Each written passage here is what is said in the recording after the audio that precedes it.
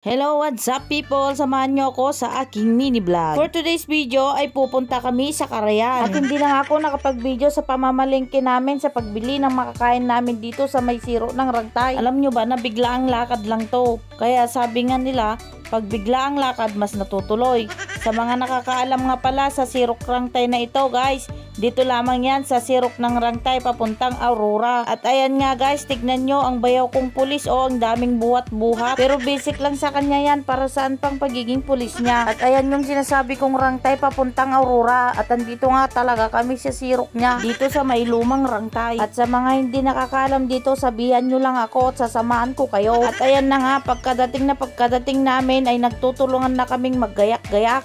At para makaluto na kami at makakain na. At alam nyo ba guys, na ang sarap ng hangin dito, sobrang lakas. Kaya yung pinaglulutuan namin, nilagdan na namin ng mga dahon. Kasi trinay namin magprito ng Shanghai pero ang tagal kumulo ng mantika. Kasi sobrang lakas ng hangin. Tignan nyo, makikita nyo naman sa mga plastic ang presko-presko. Subukan nyong pumunta dito guys. Sa sobrang presko, hindi na nagbabasa ang aking silang. At ilan nga lang kami dahil yung mga iba naming pinsan ay busy sila. Kasi biglaan tong yayaan na to. At nung nakarating na kami dito ay mga nasa alas 2 na ng hapon. At hindi na kami nakaligo kasi sobrang adalim niya at ang apres-apres pa ng tubig. Dahil siguro yan sa gabi-gabi niyang pag-ulan. Dahil sa gabi-gabi niyang pag-ulan at sa sobrang hangin niya ay ramdam ko na naman ang Pasko. At ayan, nung uminit na ang mantika ay agad-agad na kaming nagluto ng Shanghai. At syempre ito naman yung niluluto ng pinsang kong si JP na kung tatawagin ay Epo. At kung bakit kaya hindi nawawala ang tilapia kapag ganitong nagpipiknik kayo or nagpupunta sa mga Carayan. Ang sarap niya kasing alunusin at sipsipin. At syempre masarap din sa pulutan. At ayan, malapit nang maluto, pwede nang papakin. At bakit kaya sobrang sarap ng tilapia pero mas masarap pa rin yung tilapyang may buhok. At isa rin ito sa picnic na hindi nawawala ang pakwan. At ang nabili naman naming pakwan ay kulay yellow. Kung bakit kaya may yellow at red